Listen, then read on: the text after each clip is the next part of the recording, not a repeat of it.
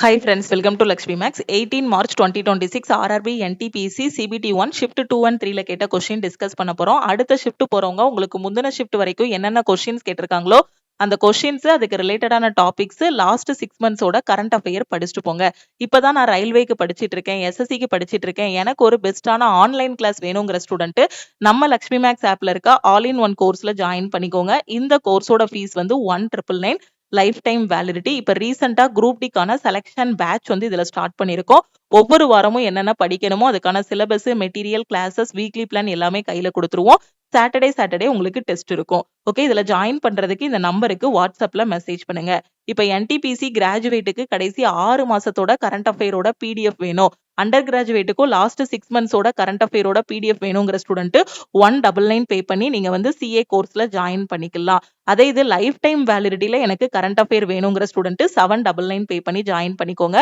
Group டியோட test batch, என்டிபிசியோட test பேட்ச்ல ஜாயின் பண்றீங்க அப்படின்னா 499 பே பண்ணி ஜாயின் பண்ணிக்கலாம். ஆல்ரெடி நான் உங்களுக்கு 18 மார்ச்சோட ஷிஃப்ட் 1ஓட கொஸ்டின்ஸ் வந்து வீடியோவா அப்லோட் பண்ணியிருந்தேன். அன்எக்ஸ்பெக்டடா அந்த வீடியோ வந்து யூடியூப்ல இருந்து டெலீட் ஆகிருச்சு. அகைன் அந்த வீடியோவை நான் ரீ அப்லோட் பண்றேன். ஸோ நீங்க வந்து அதை டவுன்லோட் பண்ணி பார்த்துக்கோங்க. Okay, first question, which of the following statement is incorrect fundamental duties? ஓகேவா? ஸோ ஃபண்டமெண்டல் டியூட்டிஸ் பத்தின ஒரு 4 பாயிண்ட் வந்து கொடுத்துருக்காங்க. அதுல எது இன்கரெக்ட்னு நீங்க சொல்லணும். ஓகேவா? எக்ஸாம்ல கொஸ்டின் இப்படிதான் கேட்டிருந்தாங்க. டைரக்டா உங்களுக்கு ஒன் லைனர் மாதிரி கொடுக்கல. ஓகேவா? 44வது amendment act introduced fundamental duties in the constitution. 44வது திருத்த சட்டத்தின் மூலமா தான் நம்ம அடிப்படை கடமைகளை கான்ஸ்டிடியூஷன்ல சேர்த்தோமா? இல்ல, 42வது திருத்த சட்டத்தின் மூலமா நாம வந்து சேர்த்தோம். அப்ப அதுதான் கரெக்ட். அப்ப இந்த ஃபர்ஸ்ட் பாயிண்ட் வந்து ராங். அப்போ 1வது ஆப்ஷன் தான் என்னது? ராங்னு சொல்லிடலாம்.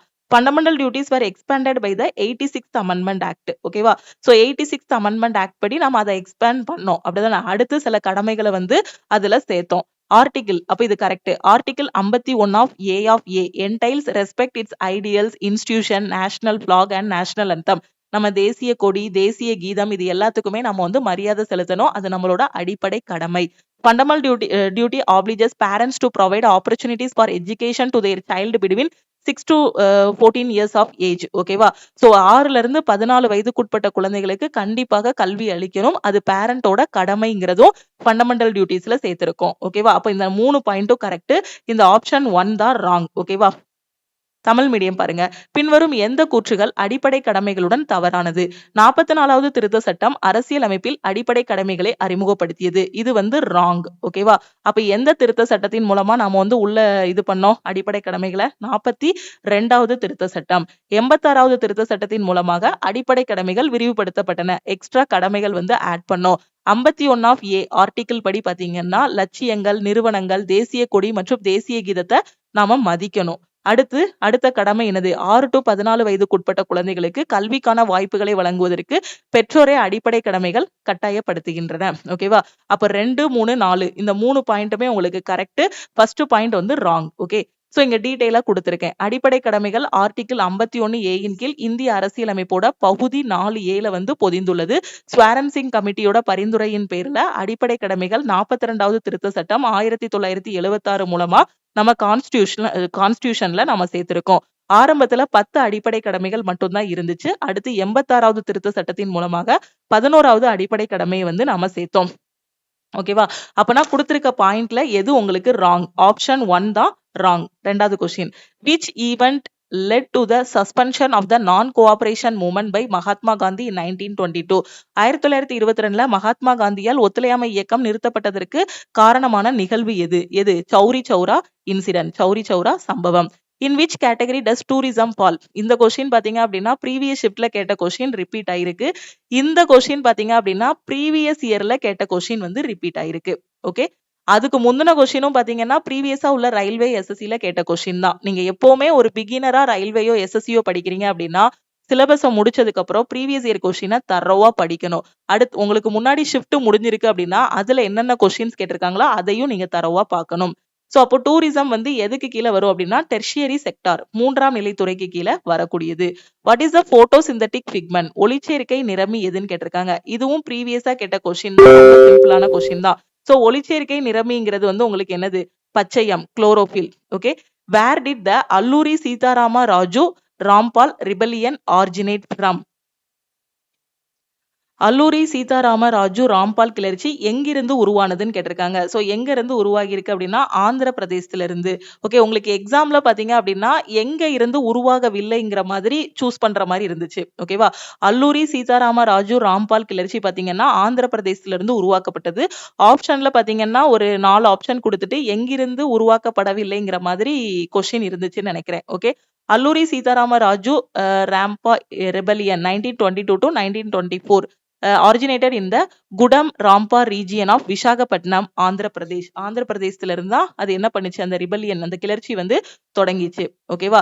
சோ உங்களுக்கு எங்க தொடங்கவில்லைங்கிற மாதிரி கொஸ்டின் இருந்த மாதிரி இருந்துச்சு. சோ எங்க தொடங்குனாங்க அப்படிங்கறத டீடைலா தெரிஞ்சுக்கிட்டீங்க அப்படின்னா எங்க ஆரம்பிக்கலங்கிறத ஆப்ஷனை வச்சு நீங்க கண்டுபிடிச்சிடலாம். What is the percentage of FDI in LIC? எல்ஐசியில் அந்நிய நேரடி முதலீட்டின் சதவீதம் என்ன?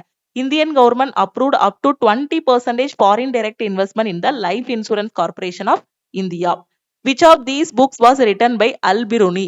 Al-Biruniயால் எழுதப்பட்ட புத்தகம் எது? எது அப்படின்னா கிதாப் உல் ஹிந்த். அடுத்து, Langhnaj is related to which historical era? லாங்னச்ங்கிறது எந்த வரலாற்று காலத்துடன் தொடர்புடையது? ஸோ எந்த காலம்னா மிடில் ஸ்டோன் ஏஜ், இடைக்கற்காலத்தோடு தொடர்புடையது. In which river basin is 10% of the world's known biodiversity found? உலகின் அறியப்பட்ட பல்லுயிர் பெருக்கத்தில் 10% எந்த நதிப்படுகையில் காணப்படுகிறது? எதுல அப்படின்னா அமேசான் ரிவர் பேசின், அமேசான் நதிப்படுகையில. Farakka terminal is located on which national waterways? Farakka terminal எந்த தேசிய நீர்வழியில் அமைந்துள்ளது? So national waterways 1, தேசிய நீர்வழி 1ல இருக்கு. Which organization 46th meeting was held in December? டிசம்பர்ல எந்த அமைப்போட 46வது கூட்டம் வந்து நடைபெற்றதுன்னு கேட்டிருக்காங்க. GCC சுப்ரீம் கவுன்சிலோட கூட்டம் தான் நடந்திருக்கு. Which article is for SC category? SC பிரிவினருக்கான சட்டப்பிரிவு எது? எது அப்படின்னா article 338. What is the area of Andaman and Nicobar? Andaman and Nicobar தீவுகளின் பரப்பளவு என்ன அப்படின்னு கேட்டிருக்காங்க. ஸோ அதோட பரப்பளவு என்ன அப்படின்னா 8249 சதுர kilometre. Which was the southernmost nuclear plant of India? இந்தியாவில் மிக தெற்கே அமைந்துள்ள அணுமின் நிலையம் எது? கூடங்குளம் அணுமின் நிலையம். Who built the Dukladabad fort in 1321? 1321ல துக்லதாபாத் கோட்டையை கட்டியவர் யாரு? யாரு அப்படின்னா Ghiyasuddin Tughlaq. Which of the following is called Paioli Express? Paioli Express என்று அழைக்கப்படுபவர் யார்? So Paioli Express என்று அழைக்கப்படுபவர் யாருன்னா PT Usha. By what name is Kathak Institute known? Kathak நிறுவனம் எந்த பெயரால் அழைக்கப்படுகிறது? எது அப்படின்னா Kathak Kendra. Why did Rutherford choose a gold foil for his experiment? ஓகேவா? சோ அந்த தங்க தகட வந்து எதுக்கு தன்னோட எக்ஸ்பெரிமெண்ட்டுக்கு ரூதர்ஃபோர்ட் வந்து எடுத்துக்கிட்டாரு? இதுதான் கொஸ்டின். ரூதர்ஃபோர்ட் தனது பரிசோதனைக்கு ஏன் தங்க தகட்டை தேர்ந்தெடுத்தார்? Because he wanted as thin a layer as possible. ஒரு மெல்லிய அடுக்கு அவருக்கு தேவைப்பட்டதுனால அவர் வந்து என்னது கோல்டு ஃபாயில வந்து எடுத்துக்கிட்டாரு. The tropics lie between which of the following latitudes? வெப்பமண்டலங்கள் எந்த அட்ச ரேகைகளுக்கு இடையில் அமைந்துள்ளன? சோ எதுக்கு அப்படின்னா நார்த்துக்கும் சவுத்துக்கும் இடையில. How is India's economy after 1947? 1947க்கு பிறகு இந்தியாவோட பொருளாதாரம் என்ன மாதிரியான பொருளாதாரம்? சோ என்ன அப்படின்னு பாத்தீங்கன்னா மிக்சட் எக்கனாமி, கலப்பு பொருளாதாரம். Who was the court poet of King Harshavardhana? Harsh Vardhan மன்னரின் அரசவை கவிஞர் யார்? சோ யாரு அப்படின்னா பாணப்பட்டர். ஓகேவா? சோ இதுதான் ஷிஃப்ட் 2 and 3ல கேட்ட கொஸ்டின்ஸ். ஓகே, ஓரளவுக்கு ஸ்டூடெண்ட் ஷேர் பண்ண கொஸ்டினை வச்சு உங்களுக்கு நான் வந்து வீடியோவா மேக் பண்ணி கொடுத்துருக்கேன். அடுத்தடுத்த ஷிஃப்ட் போறவங்க இந்த கொஸ்டின்ஸ் இதுக்கு ரிலேட்டடான டாபிக்ஸ் படிச்சுட்டு போங்க. சோ 16 மார்ச்ல இருந்து ஒவ்வொரு ஷிஃப்ட்ல கேட்ட கொஸ்டினோட PDF எல்லாமே நம்ம லக்ஷ்மி மேக்ஸ் ஆப்ல உங்களுக்கு ஃப்ரீ மெட்டீரியல்ல நான் வந்து அப்லோட் பண்ணிருக்கேன். சோ அதுல இருந்து நீங்க வந்து டவுன்லோட் பண்ணி படிச்சுக்கலாம். சோ அடுத்த வீடியோல பாத்தீங்கன்னா 19 மார்ச்ல உள்ள கொஸ்டின்ஸை நம்ம டிஸ்கஸ் பண்ணலாம். சோ இன்னைக்கு NTPC எக்ஸாம் கிடையாது. 20 and 21 மார்ச்ல வந்து எக்ஸாம் நடக்காது. சோ இன்னும் 19 மார்ச்சோட ஷிஃப்ட் 1, 2, 3யோட கொஸ்டின்ஸ் வந்து அடுத்த வீடியோல நம்ம பார்க்கலாம். ஓகே, சோ இந்த கொஸ்டின்ஸ் எல்லாமே பார்த்துட்டு போங்க. ப்ரீவியஸ் ஷிஃப்டோட கொஸ்டின்ஸ் பார்க்கும்போது 2ல இருந்து 3 கொஸ்டின் அப்படியே ரிப்பீட் ஆகும். அதுக்கு ரிலேட்டடான டாபிக்ஸ் லாஸ்ட் 6 மந்த்ஸோட கரண்ட் அஃபேர் படிக்கும்போது பாத்தீங்கன்னா லாஸ்ட் மினிட்ல ஒரு 10 கொஸ்டின் 12 கொஸ்டின் கிட்ட உங்களால எக்ஸ்ட்ரா ஆன்சர் பண்ண முடியும். இந்த கடைசி 6 மாசத்தோட கரண்ட் அஃபேரை எனக்கு எங்க படிக்கணும்னு தெரியலங்கிற ஸ்டூடெண்ட் 199 பே பண்ணி CA PDF கோர்ஸ்ல ஜாயின் பண்ணிக்கோங்க. இதுக்கு அடுத்து வந்து எனக்கு குரூப் டி எக்ஸாம் இருக்கு, NTPCயோட UG எக்ஸாம் இருக்குங்கிற ஸ்டூடெண்ட் அதுக்கப்புறம் வேணும்னாலும் நீங்க வந்து எக்ஸ்டெண்ட் பண்ணிக்கலாம் ரிமைனிங் அமௌண்ட் பே பண்ணி. ஸோ 799 வந்து உங்களுக்கு கரண்ட் அஃபேருக்கு லைஃப் டைம் வேலிடிட்டி இருக்கும். எந்த கோர்ஸ்ல ஜாயின் பண்ணாலும் இந்த நம்பருக்கே வாட்ஸ்அப்ல மெசேஜ் பண்ணுங்க. அதே மாதிரி நான் குரூப் டிக்கு இப்பதான் படிக்க ஆரம்பிச்சிருக்கேன். அடுத்து வரக்கூடிய எஸ்எஸ்சி, எம்டிஎஸ், ரயில்வேயோட அடுத்த என்டிபிசி எக்ஸாம், டெக்னீஷியன் எக்ஸாம்ஸ் எல்லாமே படிக்க போறேன். பெஸ்ட்டான ஆன்லைன் கிளாஸ் வேணுங்கிற ஸ்டூடெண்ட் ஆல் இன் ஒன் கோர்ஸ்ல ஜாயின் பண்ணிக்கோங்க. இந்த கோர்ஸோட ஃபீஸ் வந்து 1999 lifetime validity. Tamil and இங்கிலீஷ்ல கிளாஸஸ் கொடுத்துருப்போம். வீக்லி பிளான் ப்ரொவைட் பண்ணிடுவோம். வீக்லி டெஸ்ட் இருக்கும். ஓகே, ஜாயின் பண்றதுக்கு இந்த நம்பருக்கு ஐ வாண்ட் ஆல் இன் ஒன்னு மெசேஜ் பண்ணுங்க. அதே மாதிரி டெஸ்ட் பேட்ச்ல ஜாயின் பண்றதுக்கு ஐ வாண்ட் டெஸ்ட்னு மெசேஜ் பண்ணுங்க. லக்ஷ்மி மேக்ஸோட டெலிகிராம் சேனல் அண்ட் குரூப்லயும் ஜாயின் பண்ணிக்கோங்க. இன்ஸ்டாகிராம்லயும் லக்ஷ்மி மேக்ஸை ஃபாலோ பண்ணிக்கோங்க. தேங்க்யூ. உங்களுக்கு ப்ரீவியஸ் ஷிஃப்டோட கொஸ்டின்ஸ் வேணும் அப்படின்னா லக்ஷ்மி மேக்ஸ் ஆப்பை டவுன்லோட் பண்ணி ஃப்ரீ மெட்டீரியல்ல இருந்து நீங்க கொஸ்டின்ஸ் எடுத்துக்கலாம். தேங்க்யூ.